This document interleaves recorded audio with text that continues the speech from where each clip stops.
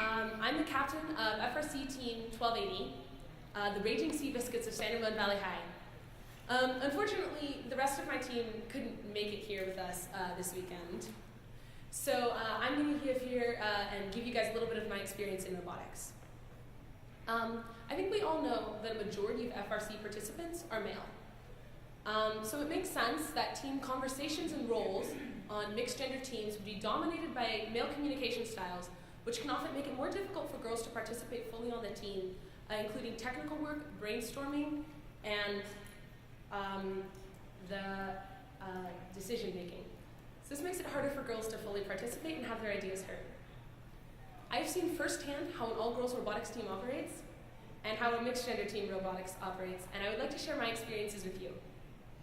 As you listen to my stories, consider how your teams are being inclusive and welcoming to everyone, and identify just one thing that you can do to make your teams more inclusive and more welcoming. The benefit of this is that more inclusive teams means a greater variety of opinions and ideas, leading to more innovation and better robots. So I'd like to start off and tell you guys a little bit about my background in robotics, and then we can talk about kind of the underrepresentation of women in STEM, particularly in FRC. And I'm going to hit on two major reasons for this, the different communication styles between men and women, and what I'd like to call the masculine culture in FRC. Then I'll share some of my stories and experiences with you, including some of the traits of an all-girls and a mixed-gender team. And then I'll give you guys some possible solutions, some of what I've found has worked for me, or what I've seen other teams do that's worked, to make your FRC teams a little bit more inclusive. And then at the end, I will have time for questions, to talk to you guys about what you're doing, anything like that. So try and hold it to the end of the presentation. So fewer women are studying engineering and computer sciences. If we look at the percent of degrees earned, women are 50% of the population, but are underrepresented in the fields of engineering and computer sciences. They're earning less than 20% of the degrees, and both engineering and computer sciences are a really big part of what we do here in FRC. So this makes this discrepancy really relevant. Girls are just not going on from FRC to study engineering and computer sciences. So to tell you a little bit about myself, I started on an FLL team in the 4th grade. I was part of an all-girls team funded by the Girl Scouts and Motorola. And our team did especially well in the project areas and cooperation, and we actually advanced to regional competition multiple times based on the strength of our team. We won the Core Values Award multiple times. Additionally, throughout middle school, I volunteered with the Girl Scouts to teach robotics workshops to young girls and young women in the Bay Area in California. In particular, I worked on workshops with daughters of migrant farm workers and Hispanic girls who didn't otherwise have access to this technology. And I tried to show them that girls are just as capable as boys are in STEM. And through that work, I was invited to speak in 8th grade by the Girl Scouts of Northern California and Dell at a think tank about ways to engage girls in technology at an early age, and the importance about getting them comfortable with STEM early on, because they are underrepresented in fields of STEM education and careers. After I aged out of FLL, I joined FRC Team 1868, the Space Cookies. The Cookies are an all-girls team sponsored by NASA and the Girl Scouts. And I joined the team right after I graduated from 8th grade, and I was there through the middle of my sophomore year where I was the scouting captain. And this was a wonderful team to be a member of. I was thoroughly involved and really thoroughly in love with FRC and the people on the team and everything we were doing. I spent almost 6 days a week there during build season, which actually ended up becoming a problem. For those of you who don't know, the Cookies are based out of Moffett Field at NASA Ames Research Center, and I live in Danville, which is about an hour's drive each way. So it really wasn't feasible to be driving an hour each way 6 nights a week during build season. I just couldn't do it. So I decided to switch to the robotics team at my high school. Robotics Team 1280 has been competing for 14th year, with this making our 15th year of competition. The robotics team was the class at San Ramon Valley High School and has about 30 students from the school on the team, 4 of whom are female. This year, I am the team captain, mechanical lead, and the drive coach. And the other 3 girls on our team make up our entire business team, and all of our male students are either our programming or technical teams. So let's talk a little bit about some of the gender differences in STEM. Going from an all-girls team to a mixed gender team was really a culture shock. There were big differences in how boys and girls approached problems, communicated about those problems, and how they related to one another, and the literature backs that up. Let's look at some data. In engineering and other male-dominated fields, communication styles are different. Women often feel that men on their teams fail to listen to them. This could be because men and women have different communication styles, especially when put in a problem-solving situation. Where males tend to focus on self-promotion of ideas and thoughts, the language women uses tends to be much more self-deprecating. Women are much more likely to use disclaimers like, "I'm not sure. This might not be a good idea, but," which can lead the men on their team to take their ideas much less seriously. Additionally, men tend to pause actually in the middle of their sentences rather than at the end, so they are much more likely to interrupt their female counterparts who pause at the end of sentences. This difference shows up in men as interruption, whereas in women it shows up as hesitation. For example, on kickoff day this year, when my entire team was grouped together to brainstorm, the less experienced, even rookie men, would interrupt me to tell me, I don't want to say inferior ideas, but ideas that maybe didn't follow the rules as well or had already been said. And one actually interrupted me, stopped me, and told me my own idea back to me, which was pretty frustrating actually because it really showed that I wasn't being listened to or being taken seriously by my team members. So there are strengths and weaknesses to both of these styles of communication. The strengths of male communication is the ability to get their idea across quickly without any meandering or beating around the bush. They're able to get to the point right away. However, this can often come across as too direct and too blunt and portray overconfidence in their own opinion. On the other hand, women are much better at communicating non-verbally, using empathy and body language. This tends to make them much better listeners. However, women can also lean towards the overly emotional when communicating, take a lot of time to get to the point, and use those disclaimers I mentioned before, which can make it much harder to take them seriously. So, according to a study done by the University of Massachusetts Amherst, where one female was a test subject and the other 3 members of a group were plants, when the one female test subject was the only female in the group, she felt serious anxiety about speaking up and did not participate in much verbal communication. When there was a 50-50 mix in the group, the subject was more likely to speak up, but she still felt some anxiety and self-doubt in her ideas and herself. When there was 3 females in the group, the test subject felt most confident and most willing to participate verbally, and also this is when she had the least anxiety. Women participate better in problem-solving environments when they are in smaller groups, with the majority of the group being female. So one thing you can do is try and break up into smaller teams to prototype or talk about your ideas, and have your mentors or people leading your groups keep an eye on the women in the team to make sure that they are comfortable speaking up and that their talents are being used and their voices are being heard. The goal of your team should be to create an environment where everyone feels like they can speak up and participate without any negative judgment or repercussion. Obviously, you can't always create groups that are a majority female, but because you can't, know that they will feel underrepresented, and you may need another way, or you may need additional help for the women, especially shyer women on your team, to give their input. So let's talk a little bit about the masculine culture in FRC and STEM. On mixed gender teams, women are often encouraged to work on business or outreach, while men are more likely to be encouraged to work on the technical team. When I had just joined Team 1280, I was using a metal file to get a burr off a piece I had just machined. And I had been on the cookies for 2 years already and had done numerous training workshops, and I knew what I was doing. But he came up to me, this teammate, this same age as me, and said, no, let me do that for you. I don't think you know how to use that. He was trying to be kind, I'm sure, but he assumed I didn't know how to use a metal file, a hand file. You just go like that, simply because I was a girl. And this was disguised as kindness, but it was actually pretty demeaning and a little bit hurtful. Additionally, boys will tend to refuse roles or tasks that they don't want. They just say no.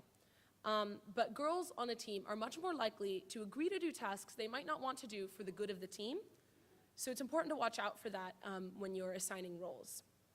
And finally, there's a lack of female mentors and role models in every part of FRC.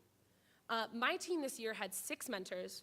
3 were female and 3 were male, which was a great balance, but our 3 female mentors were our fundraising mentor, our logistics mentor, and my own mother, and our male mentors were our 3 technical mentors.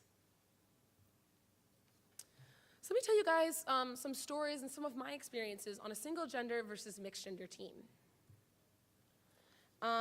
So some of the traits I found from an all-girl FRC team, this was the Space Cookies and also my time on an all-girls FLL team, they were very supportive, welcoming, and friendly. The Cookies had something they call the Rookie Cookie Program, where they pair an older girl with a younger girl, and this really helps every student to feel comfortable and like they're part of the team. It made it very easy for students to get involved and supported right away. Additionally, the team culture made it very okay to say, I don't know. I remember one time, I had just started, I knew absolutely nothing, when we were doing some practice driving with the 2014, the aerial assist robot, and one of the older students who assumed I knew more than I did asked me to blow some compressed air on the motors to cool them off. And I said, I don't know what compressed air is, I don't know where motors are, I don't know anything, I'm sorry. And she said, she apologized over and over, and she said, yeah, I'm so sorry, I just assumed. She stopped practice, showed me where the compressed air was, showed me how to cool the motors off, let me do it myself, and then resumed practice without it being an issue. Additionally, there's a lot of fun outside of the hard work we do in the lab. The Cookies did a lot of Christmas parties, they had sleepovers and team dinners and these kinds of things that made it really fun and involved to be on the team. Another thing I did notice about an all-girls team was it was much harder to say to someone's face that your idea sucks. That's not gonna work, you know, we've already tried it, that's not gonna happen. I remember one year we were trying to decide whether or not we would use mechanism wheels, and it was much harder to have a pro-con discussion because nobody wanted to be rude or insensitive, but it did end up slowing down the robot build compared to an all-male team, or the mostly male team, where the decision would have been made a lot quicker, perhaps less sensitively, and definitely faster. So some of the traits of a mixed gender FRC team, like I said, the decisions are made much faster typically. Ideas, I found, can be shot down much more quickly, and you don't tend to need general approval or consensus to go forward with an idea. Basically, the person who is most vocal and stubborn about the idea being right is the one that will win. There does tend to be a little bit less drama, who is friends with who, things like that. People don't tend to hold grudges against other team members as much, and disagreements can resolve much more quickly. However, there's a much more competitive environment. On my co-ed team, ideas were owned by the suggester. For example, if you suggest an idea for a climber, it becomes my climber or my gear holder. And when it didn't work, it was Nathan's climber or Ethan's gear holder. Additionally, there was a lot of what I'd like to call locker room talk. There were a lot of comments pointing out that I was a girl, you know. Oh, Mari, you have long hair, you're a girl. You know, when I was wearing a tank top shirt, I was told to wear the weld jacket to cover up. You can't show that. Comments about my man hands, and let me explain that. Whenever I was using a hand tool, the guys on my team would say, Mari, you have to use your man hands or else you won't be able to screw that in.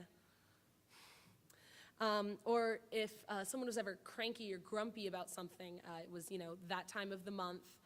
I remember one time I was using my phone to text my mom or something, and one of the team members said, hey, are you sending nudes? Can I get those? We were using, we were actually a class as well, so we were building a boat using monocoat, using iron to iron the monocoat on, and then we also ironed and sewed our rope, so I remember lots of comments about, oh, Mari should do it, that's women's work, things like that. Additionally, it can be much harder to get your ideas heard and feel you have to fight for respect.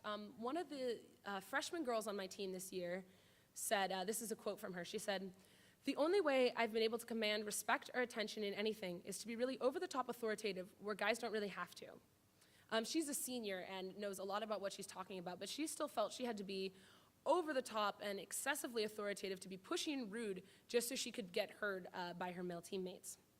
And a freshman on my team this year, she said, and this is a quote from her as well, "Being a girl in STEM means you have to work hard just to be seen as competent, let alone respected." So she felt she had to fight tooth and nail to be seen just as a member of the team, let alone have her ideas appreciated or accepted. And finally, all the girls on our team were encouraged to participate on business. Our entire business team is 3 people this year, and they are all of our female members except for me. And all of these girls have prior robotics experience with FLL and FRC. They're all very capable of participating technically or programming, but they all gravitated towards the business work, and all of them cited reasons of feeling uncomfortable being in the lab with that many guys. And they all had participated on technical training and absolutely knew what they were doing, but just didn't feel comfortable. So here are some solutions I found through my years being in FIRST, being on both teams, some things that have worked for me, and some things I've seen other teams do that seem to really work. So the first thing to do is to watch the image you present of your team. Make sure that it's a balanced gender ratio. When you're doing demos, it's important not to just have your guys driving the robot and your girls handing out buttons, or your girls just driving the robot and your guys just handing out buttons. You want to appeal to everyone, and so making sure that you have a balanced gender ratio doing things on the team is a really good way to do that. If you're having difficulty recruiting female members, like my team this year, a good way to do that is to reach out to women specifically, to start to encourage, especially younger women in middle schools, to start to encourage them to cultivate that interest early so that they are, by the time they get into high school and ready to join FRC, they have that interest already and feel more comfortable and more able to be a part of a STEM group. Also, watch who you have in your team leadership and mentor roles. One of our freshman girls said this about having a female captain for the first time in many years. This year, having you as our captain was super reassuring as a tiny girl freshman, and I'm sure I wouldn't have liked robotics as much as I do if it wasn't for you. It really helps to feel like you're not the only one, female on the team, and to also have someone who's there to help advocate for you. Additionally, and this is just good team practice in general, make sure all of your students feel very comfortable talking to your mentors about anything that might make them feel uncomfortable, not just relating to their gender, but that's a really good way to make sure they feel comfortable. And one way you might want to do that if you're having real difficulty with your team culture is to have a separate girls-only group to give girls a safe place to talk and meet about what's going on the team, how they're being treated, whether or not they feel like they're being listened to, that kind of thing. Another thing we found was to embrace diversity and focus on fun outside the lab. So learning about the cultural backgrounds and interests of team members outside of robotics helps make them more of a rounded person to you and makes it much easier to treat them with respect that they deserve. Make sure your team is able to be social and have fun outside of working in the lab, out of that high-stress situation. Be creative and flexible. Have your team members participate in finding new fun things to do. The Space Cookies was actually really good at this. We had team dinners every evening that helped us bond. There were sleepovers. We were all friends on and off the team, which really helped the team to be stronger because we had this great communication during build season and competition. Additionally, I think one of the areas where women tend to have a lot of difficulty is during brainstorming and group discussions. So make sure those are very inclusive. And one way to do this is have ground rules set when you brainstorm. Make sure that all of your team members who are participating in your brainstorm understand that no idea is a bad idea and that ridiculing ideas while you're brainstorming doesn't help you come up with better ones. Explain to them that you can always build off of one idea to get to another. And one trick we found to make sure that every team member gets to contribute without being put on the spot is the Post-it note brainstorm. So every team member gets some Post-it notes and they're presented with the problem, be it, how do we want to do our chassis this year? What do we want our climber to look like? And they, write their ideas, draw it, whatever, on a Post-it note, and then we stick it on a wall or a whiteboard or whatever, and then you can kind of group them by what's similar and read it all out to the team, and people can start to have a discussion based on the different ideas that are being presented. So this way no one's put on the spot in front of the group, and everyone gets to express their ideas. Additionally, breaking into smaller prototyping groups is a good way to get everybody hands-on and make sure, like I said earlier, that your women feel comfortable engaging with the problem-solving groups. And if all of your team members are up to speed on technical and business items, just to a point where they have a basic understanding and are able to participate in discussions, it will make sure that everyone is able to be a part of your team discussions. So let's talk a little bit about the masculine culture again. It's very important to make it very clear that locker room talk will not be tolerated and you have to enforce it. Mentors cannot excuse that behavior with, the boys will be boys trap, or, it has to be something that you are very consistent with so that there's no lapses in, well, it's okay now to be rude, but not at this time, make sure it's an all the time thing. And make sure all of your older students as well are aware of, kind of the culture that you want to cultivate, because they really are the role models for your younger students.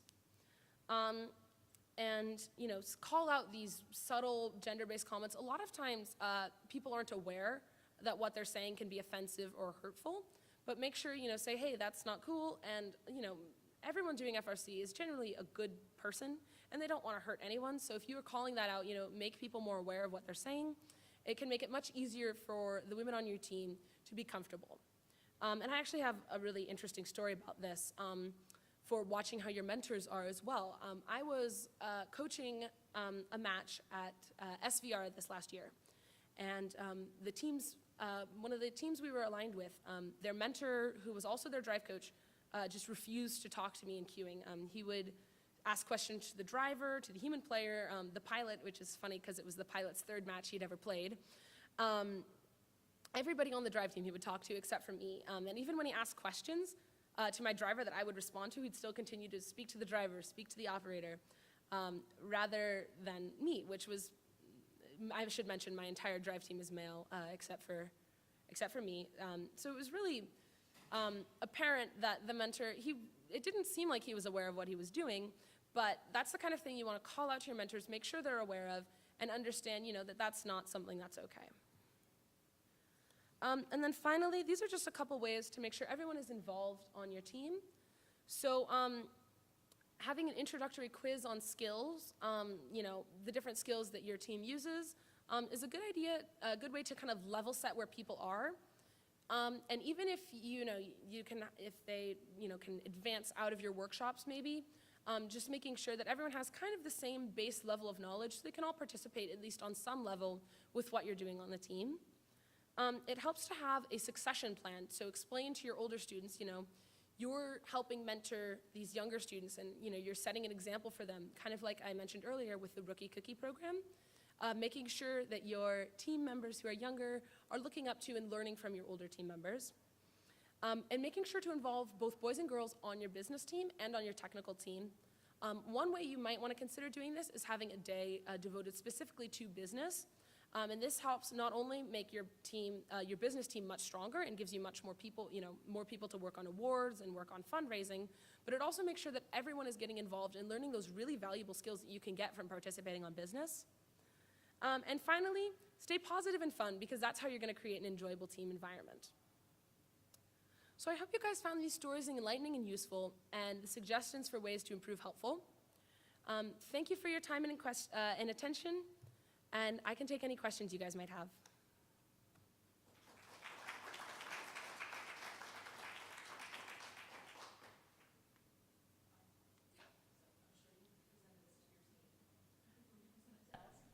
Yes, we did do a good bit of practice. How did respond when you first? That's a great question. Yeah, so I found out I was presenting in the middle of build season, actually, towards the end of February, so near the end.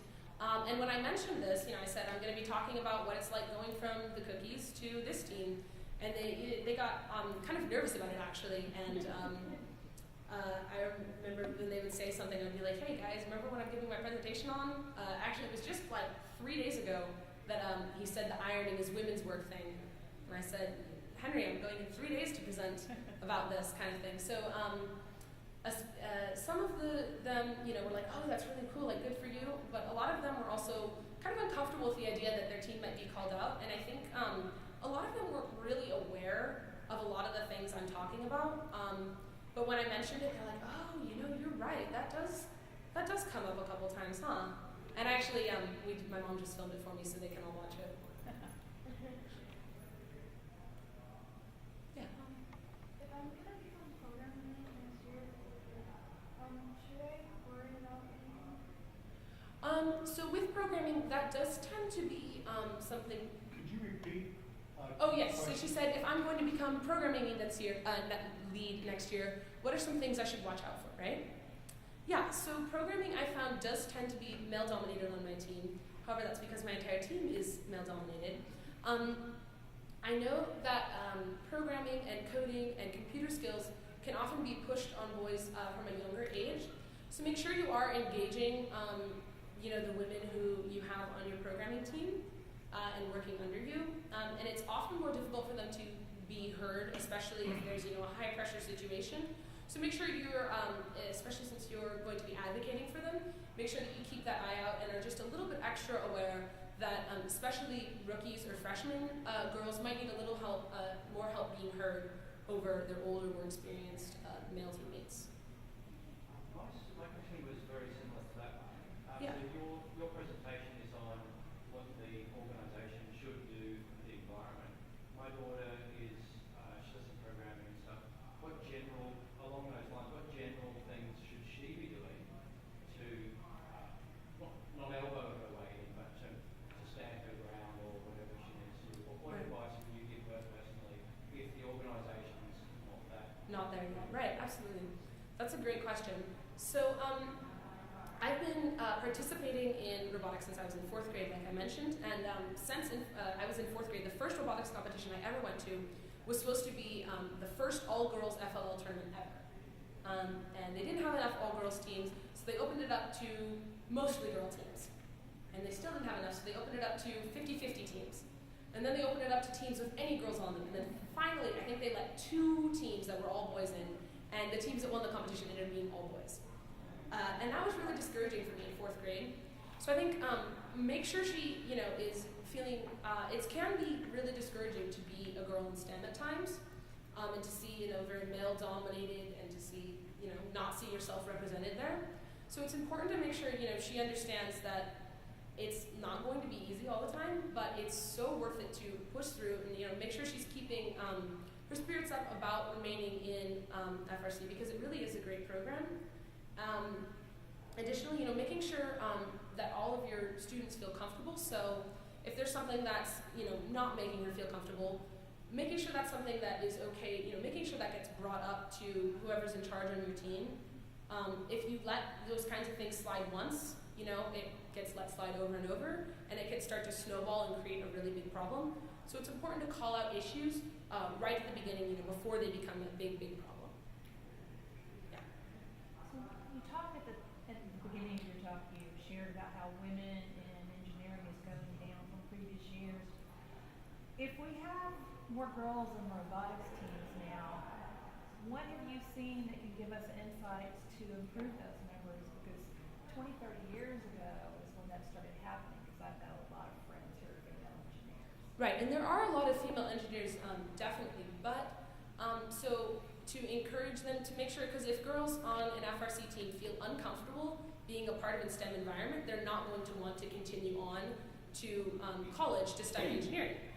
My mom actually used to study computer science, but I think she was like the only girl in her class, right? And it was so tough to do that she, switched to psychology. And so if, girls already feel uncomfortable with STEM or being part of a STEM environment, then they're definitely not going to want to continue on into college. So if on an FRC team they have a really positive experience being a girl in STEM and are able to gain the confidence that they need to be in a problem-solving situation, as a female, then that can be really beneficial to encouraging them to continue on with something they're passionate about. Yeah. How do you get them onto the team? How do you encourage girls to join the STEM program or the robotics Right. project? So yeah, by the time girls are getting to FRC, often they've aged out of that interest or have already not been interested. So one of the things that I think helped me was joining from a very early age, or getting interested from an early age. Being on that all-girls FLL team in 4th grade, and I was just able to continue through. And so that helped me to stay engaged and to continue to FRC.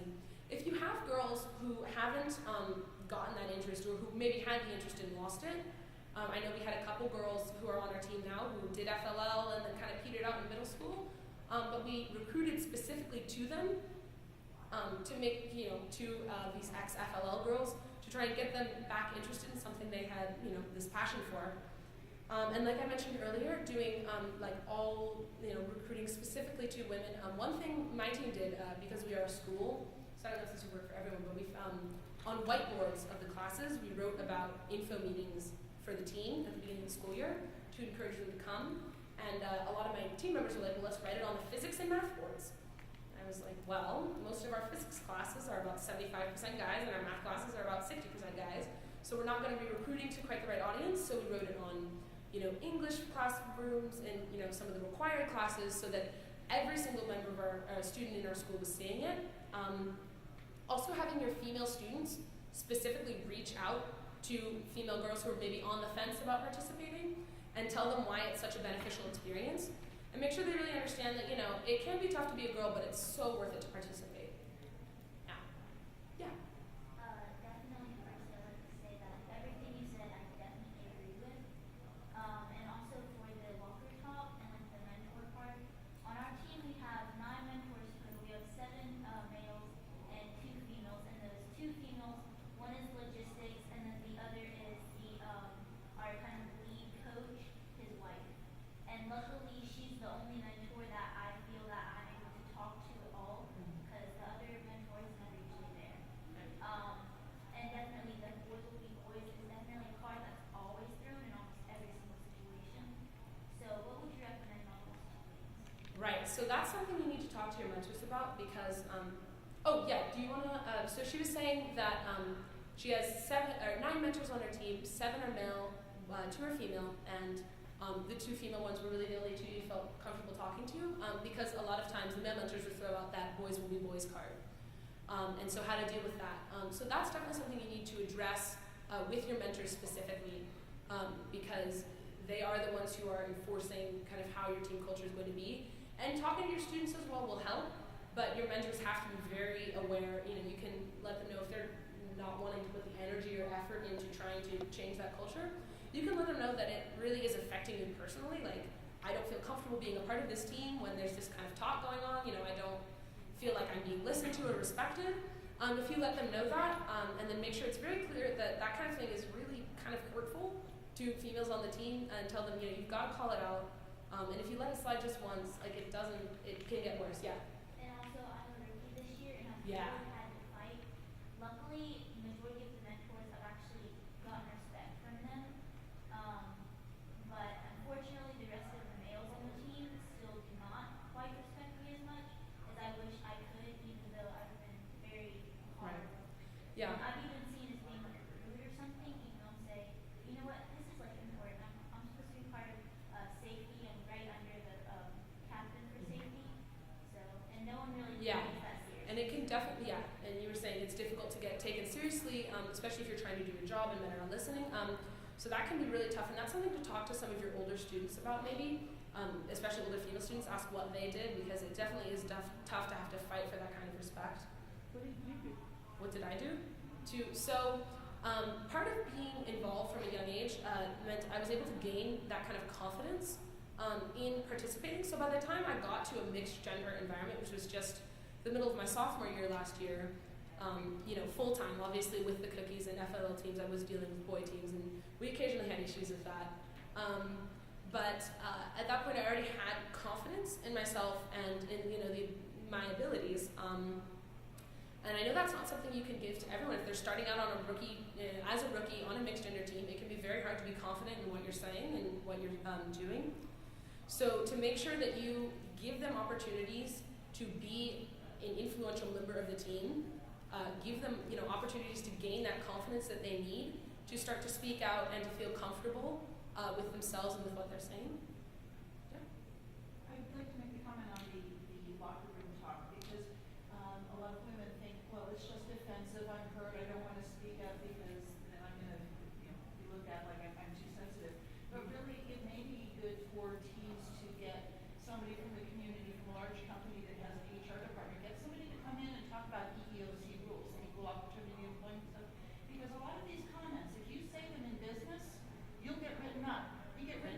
times you're fired. Right. So maybe these boys on the team and the men on the team need to know that what you're saying is not just offensive, it's illegal in the workplace to do this. Right. Also, that's right. The boys need to know, and the girls need to know that they've got that backing as well. Right. So it's not just the girls that get Right. it. It's the boys. When you tell me exactly what the rules are, I don't, even with me, I've said offensive things. Totally not even meaning it. There's a woman out on one programmer, one female programmer, and I said, I think it's great we've got a woman out on our team.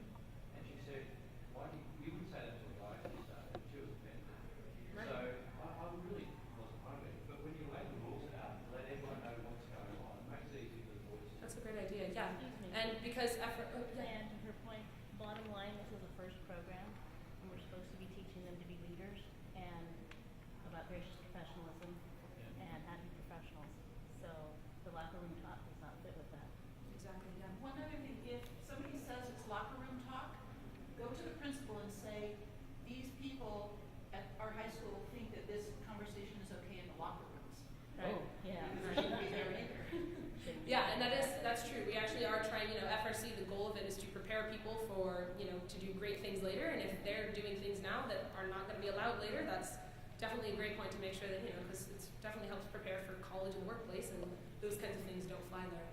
Yeah, absolutely. That's a great point. Yeah. So you mentioned how all of your years of experience has given you a lot of confidence in first. So this is my first year, and a lot of the students on my team, like we go to a school that's only for 2 years, so there's a 2-year turnover rate. So like a lot of people don't have too much experience on the team, Right. and our female mentors, like none of them are technical, and then as for leadership, like none of the technical leads are female either. So is there any like tips you can give to people who are just starting off and don't really have any like technical? Right, and without anyone to look up to or have to advocate for you, that can be really difficult.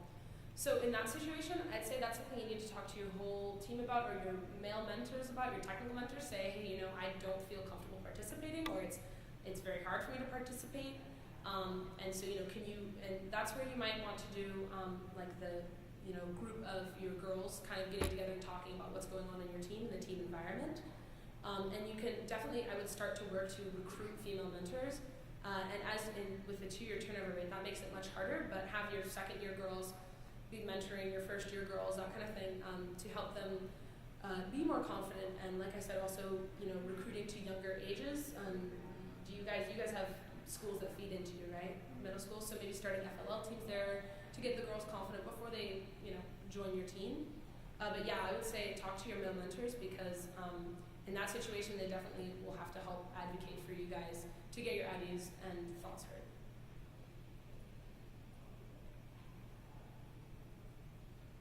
Back to my earlier question, so if a school is just a high school, they don't control the middle school, No.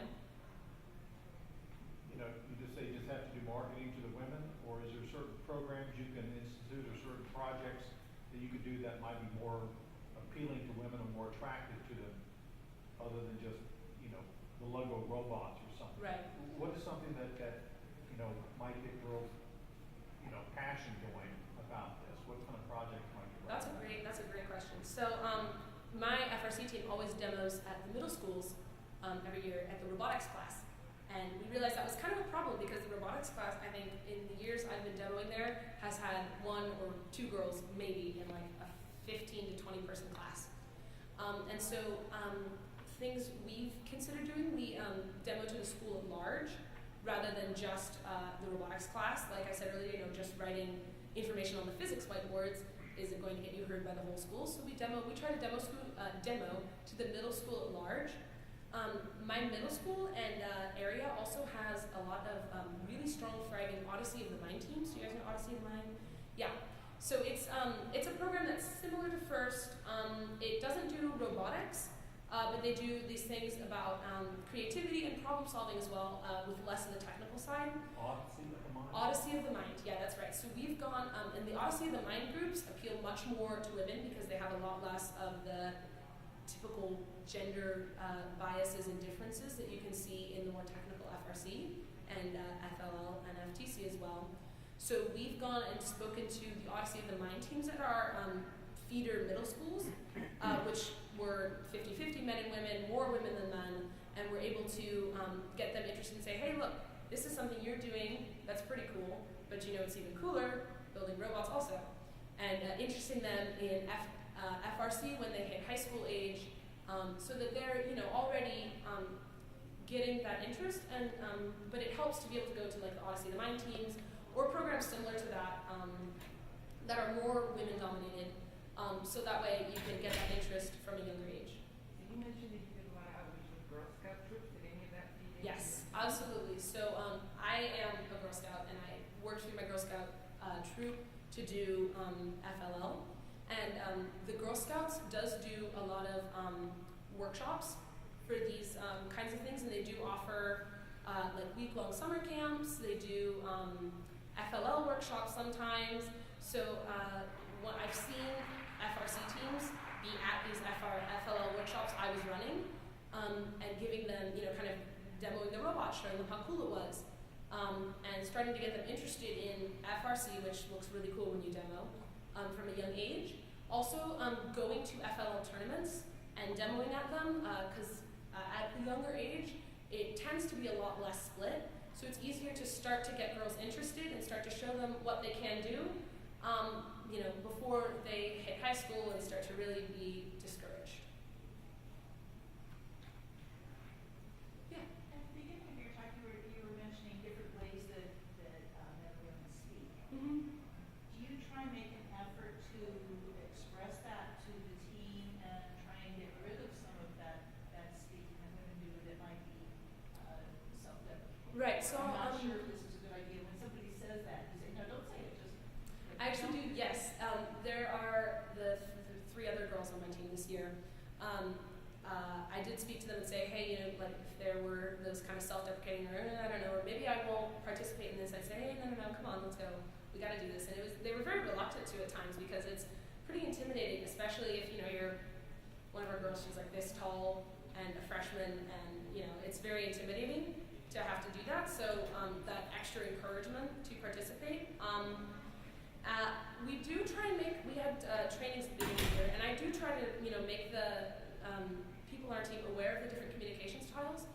It's pretty tough to actually overcome that, have people stop using that communication style, but even just being aware of it can make it much easier to say, if I, even just since I've started doing research on this and thinking about this presentation, I've thought, wow, I really do use those kind of disclaimers a lot, and so being aware of it makes it easier for you to understand what the opposite gender is saying to you, and to make it easier for you to relate to them.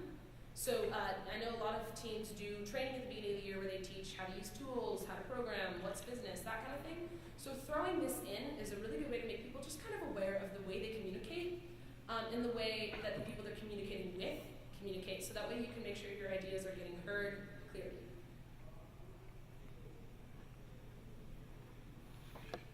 I'm curious, earlier you talked about asking the girls to go talk to their male mentors. Well, if they're already intimidated by Right. male energy, that seems like you're asking them to walk up to the dragon.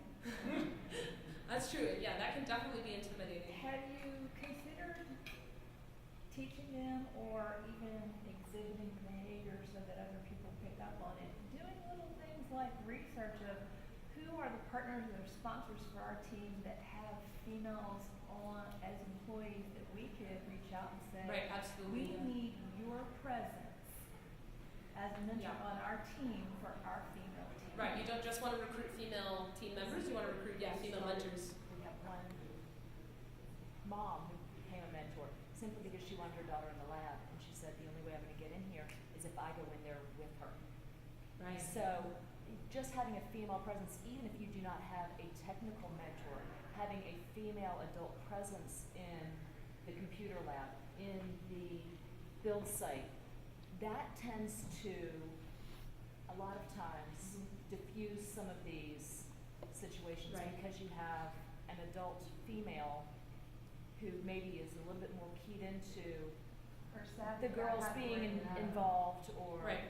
And you can and it's actually something that we're working on our team as well. And one thing we did to try and recruit more mentors, which didn't work out for us so well this year, but we asked every parent to go home and ask we asked every student to go home and ask their parents if they could come in and mentor, even if they didn't know anything, just to be there. So having the moms of your daughter, the women's on your team, coming in and, it's a great way to get involved with a really cool, great program.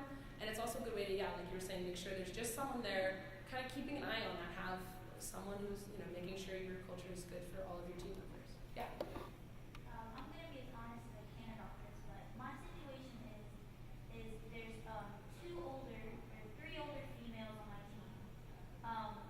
They're all seniors this year. One of them is actually, she has a more masculine communication style, so she's probably one of the hardest people to talk to because it's all talk and no listen.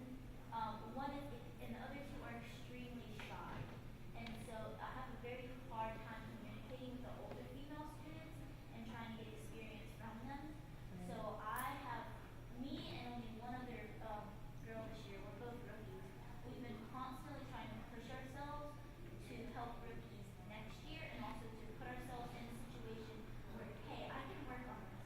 If you'll let me work on this, I'll gain experience. I can help the team next year. Like, no, you're a girl. You can't do this. You just watch and stand there, and I'll do this for you, even if it's just holding a wrench in place.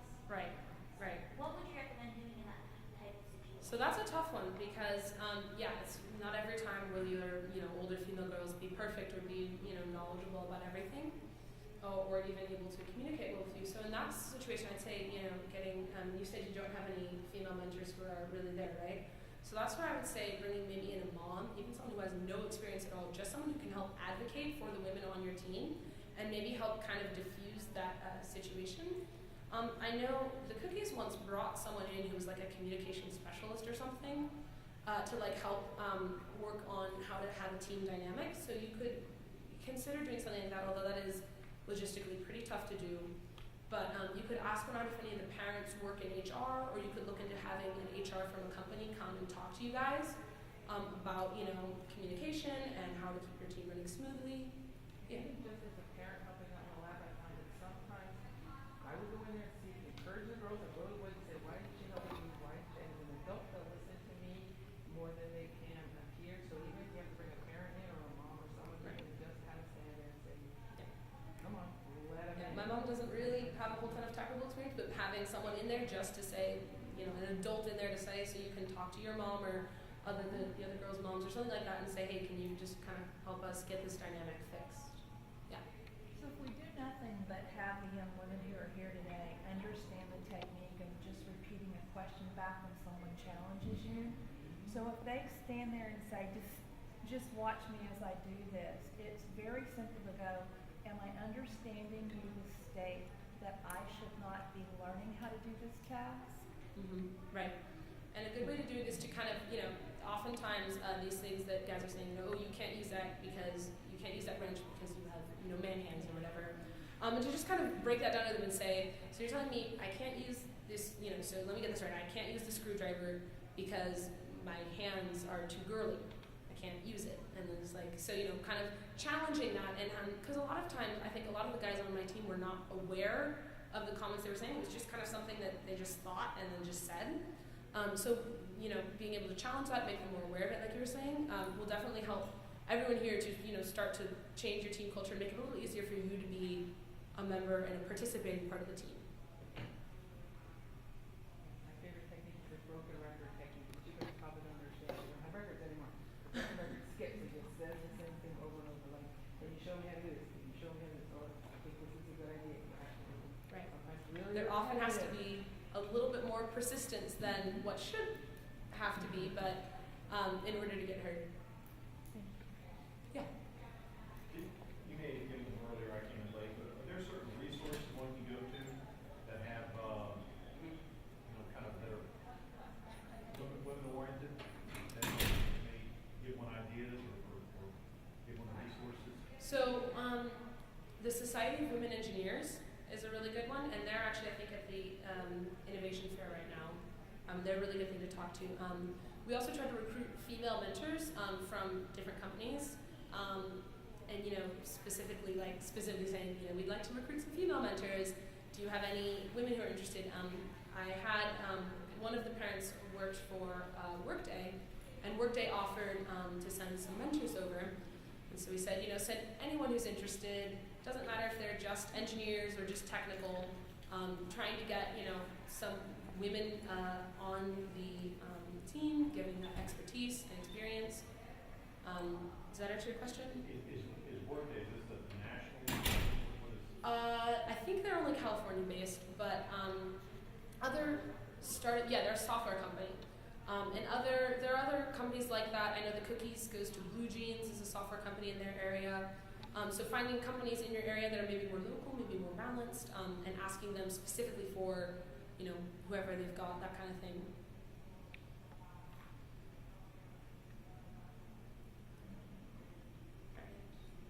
Yeah. The parking lot idea, do you find that useful for women when they come up with ideas and they get shot down, they can say, we're gonna put that idea in the parking lot, so it didn't release something that familiar with the? Yeah, the parking lot idea, kind of put an idea off to the side and come back to it later. Yeah, so we have a really big whiteboard that we use. So we kind of have half of it for times like that we're doing things and little things like that, and we have the other half for brainstorming. And we don't erase stuff until we're done with the brainstorm, so we just write down every idea that comes up, and people will try and shoot it down and say, no, it's going on the whiteboard, what's next? And just kind of not let them shoot it down. The parking lot idea is a really great idea, and especially if you have a bigger team, where ideas can, get overshadowed much easier. That's a great way to make sure that your team is engaging everyone. So that's, basically, if an idea is, no, that's not going to work, put it off to the side and come back to it later as an alternative suggestion. Am I getting that right?